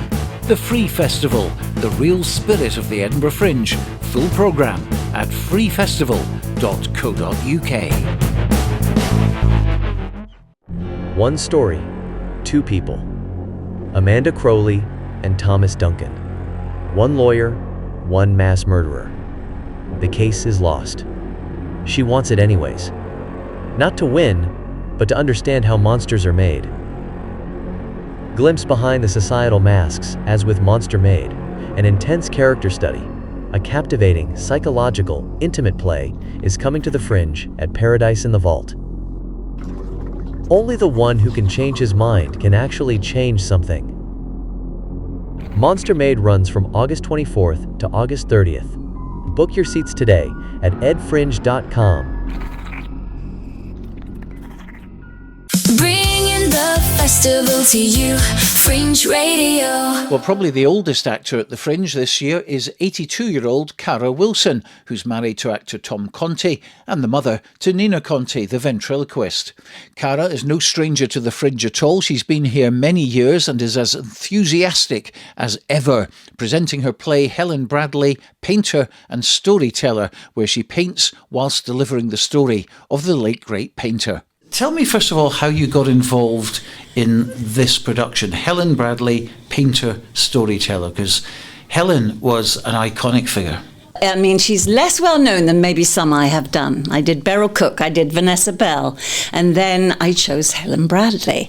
What drew me to her, and I'm afraid what always draws me to these artists, is if they lived to the right old age I am. Because I can't any longer play a painter who died at 43. No. I would like to, but I haven't tried that yet. So they have to live to 70 plus for me to feel that I can convince the audience I am them. I disagree with you. I think you can play mid-50s. Mid-50s? Mid-50s. When Would you I go was with that? 54, in 1990... You don't have to give that away. Ish. In 1990-ish, I was 54 and I played a 35-year-old who died in childbirth. And there was a line where I said, well, in my condition, and everybody looked and thought, what condition is she in? Anyway, and she sadly died, but everybody else has been older. So I am on the scour of all artists that are impressive and have wonderful stories, but lived to a fairly ripe old age. And this one particularly really attracted my interest because she didn't start painting until she was 65. That's right. And so I had bought her books because they came out in 1971 to 1974. Nina, my daughter, was born in 73. I've given her age away now. She'll love me for that. And I bought them because they were Edwardian stories with pictures of 100 little people going about things, and you got to know them all. Miss Carter wore pink, and Mother was always in white, and Aunt Mary was always in blue. So you could look through the stories and see what happened to the whole family. So I knew her, but I'd forgotten her. And last November, I was on the look for who can I do this year at the Fringe, and I went to somebody's house and there was a painting on the wall and there was the book and out the book came. It's a treasure trove of stories because she's talking about her life, and what is a one-woman show more than somebody talking about their life, and a lovely way to paint. Dare I say, one of the easier ways to paint than some I've tried. So the hunt was then on to find out more about her, to find out if she had living relatives. So I started with the books. They were out of print. Jonathan Cape had been bought by Penguin. Penguin said, oh, it's out of print. Forget it. And I got lawyers eventually who said, oh, no, who owns the rights to those books? Must have reverted to the family, so I was back to the family. So then I asked galleries who showed her works and said they were absolute experts in selling her work, but they'd never heard of the family. Then I went on to Ancestry.com and I found the tree. I pretended to be Helen Bradley and filled in my family tree. And you get these little leaves popping up saying, oh, this is on somebody else's tree. And the somebody else I suspected was a relative. So I wrote through Ancestry to them. And indeed, it was his granddaughter. And I told her what I was thinking. And fortunately, she thought it was a lovely idea. Oh, how nice. Yes, so we met in Windy Railway Station. She lives in the Lake District. We met in Preston. We met in Leeds. It was always raining. And she gave me the family archives and her blessing, which was lovely. That's fantastic. You're a bit of a detective as well. Oh, it's an absolute sleuth to begin with, yes. It's better if they're long dead because you're not going to offend anyone. But when I did Beryl Cook, I was very fortunate to be introduced to her son. And he was equally willing to work on that because you want their blessing. Absolutely. And I know I'm not an exact replica of the granny that this lady had. She said I'm a bit more theatrical. Yes, I would agree Sorry with about that. Yes. Nothing wrong with being a bit theatrical. Now, of course, the painting side of it, presumably to play this part, you have to be able to paint. You do. Someone once said in America, can I do your play about Tamara de Lempicka? And I said, you can, are you a painter? I'll take classes. I thought, And in the end, she painted with the picture back to the audience, already painted. Oh, and the show was a bit dull. Yes, well... because she'd already got a painting in that, so that was cheating. Yes. And so you do have to be able to paint so you can do it without thinking too much. No cheating for you, though. No, there's a lot to think about, and better if you know how to paint. Yes. So how long have you been painting? I've been painting all my life, probably, but I took it up when I went to Camden Art School when I was pregnant. And I decided I wasn't going to be acting. I would paint. And so that was when I was about 30. And then it's been there on and off.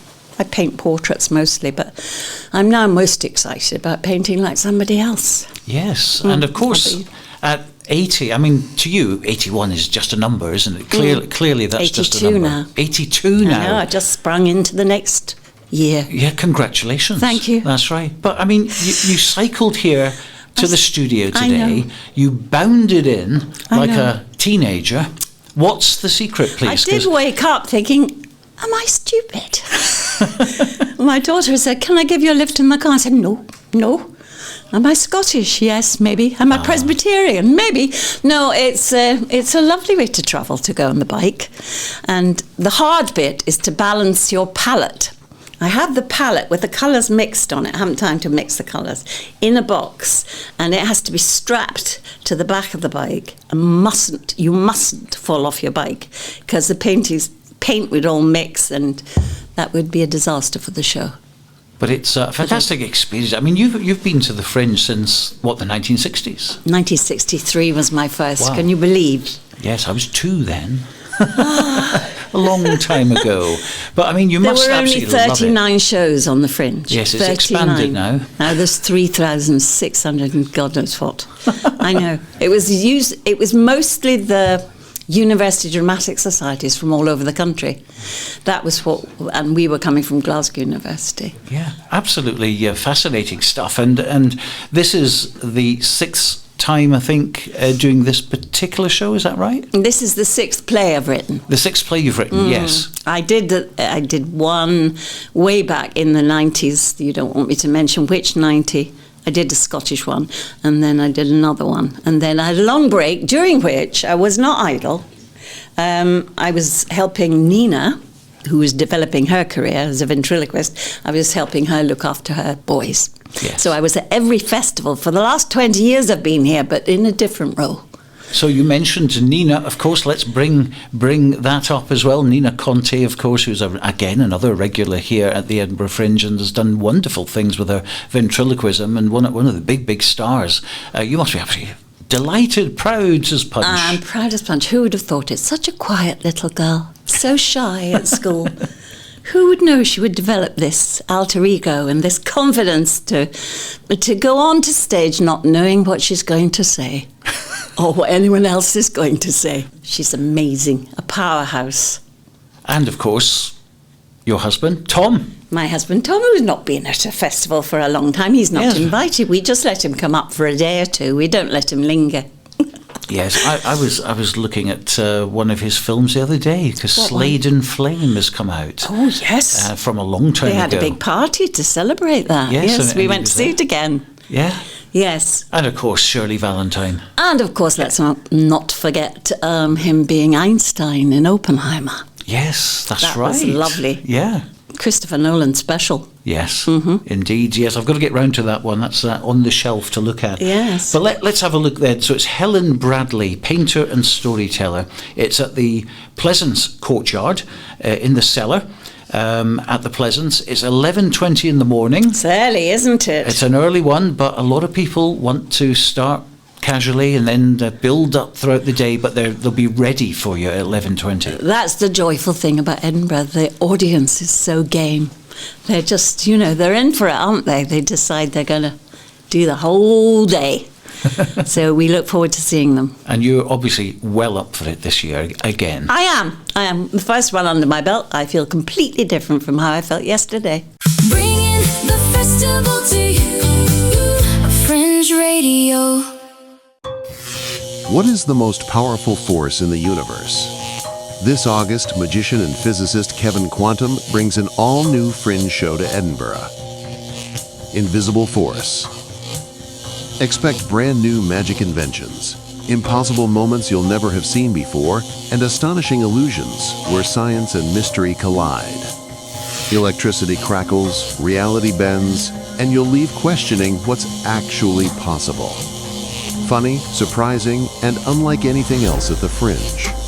Search Quantum at edfringe.com and discover Kevin Quantum, Invisible Force. One of Australia's best tribute acts, the 64, make their Edinburgh Fringe debut with 70s jukebox. At the Assembly Rooms, Bijou, Venue 20, you'll enjoy powerhouse vocals, slick choreography, and full-on energy as the 64 bring you the best music of the 70s. They're relishing the opportunity to play for an Edinburgh audience for the very first time at 2:30 every afternoon from the 18th to the 30th of August. Get your tickets now at edfringe.com. Print it, copy it at the copyandprintshop.com. Your printing is made easy at the Copy and Print Shop. We specialise in rapid printing services, leaflets, posters, brochures, banners, business cards and more. Collect your order at our Glasgow print shop or have it delivered wherever you are. Find out more at thecopyandprintshop.com. Print it, copy it at the copyandprintshop.com. The science of chaos. Chaos. Alternative history. Rock and roll. I'm Michael Anderson from Boston. And you've got to come to my multimedia fireworks. Elvis in chaos. Hallucinatory images. Ecstatic raves. Greenside at George Street. First week of Fringe. Lime Studio, 5:15 p.m. Hey, pay what you can. You won't be bored. Bringing the festival to you, Fringe Radio.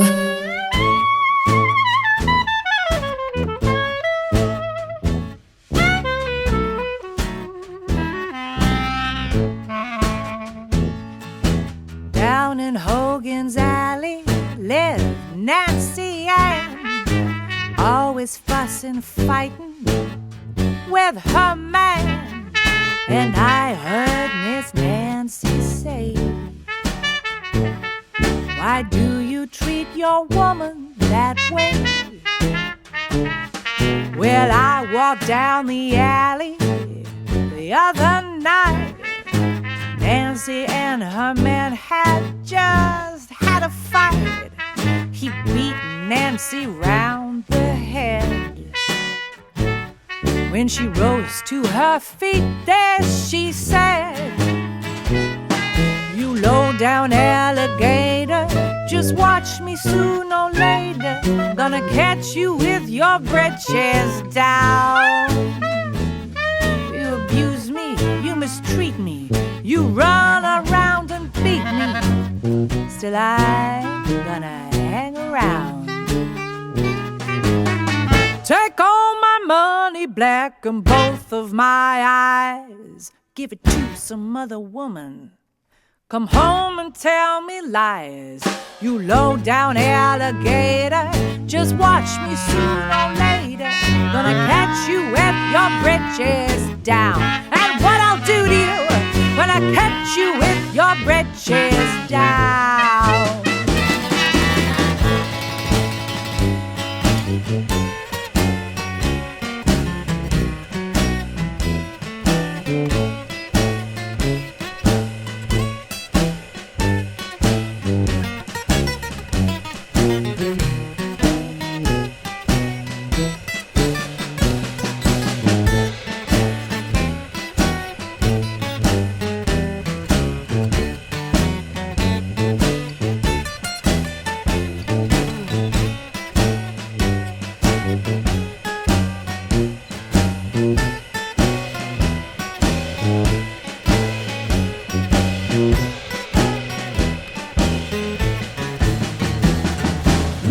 down alligator. Just watch me sooner or later. Gonna catch you with your britches down. You abuse me, you mistreat me, run around and beat me. Still I'm gonna hang around.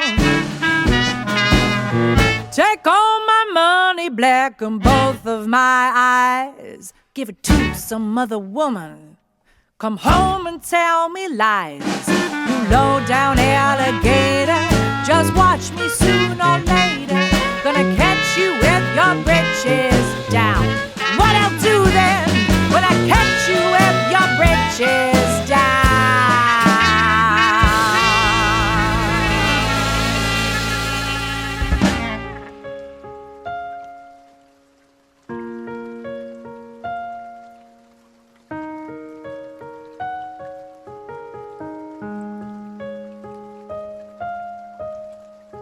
The breeze with which you came and went will forever leave its dent. You cast your spell right early on, summer love that went on and on. I see you now as I've seen you then. The trees grow old, the seasons scent, secret holds, eternal flames, purple pitchers, lemonade. Can you hear me? The party is over. The last dance, it's gone. It's been taken us over. And if you see me passing around your way, don't look back and pretend, girl. Just have a beautiful day.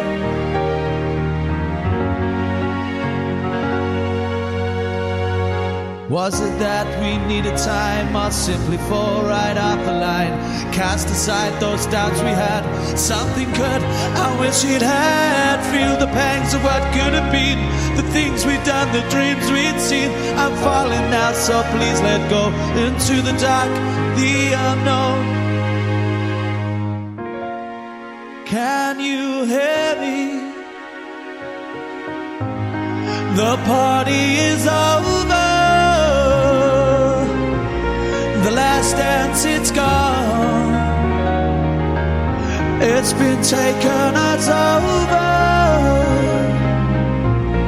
And if you see me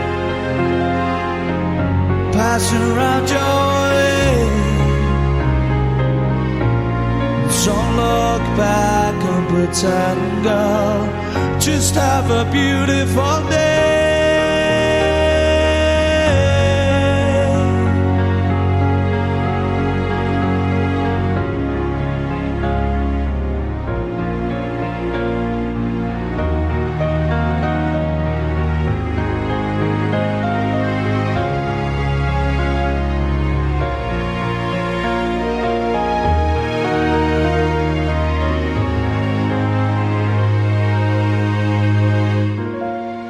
Can you hear me? The party is over. The last dance, it's gone. It's been taken us over and over. And if you see me passing around your way, don't look back and pretend, girl. Just have a beautiful day.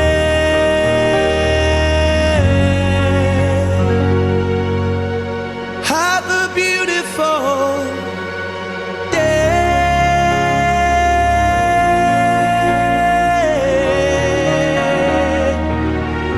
Have a beautiful day.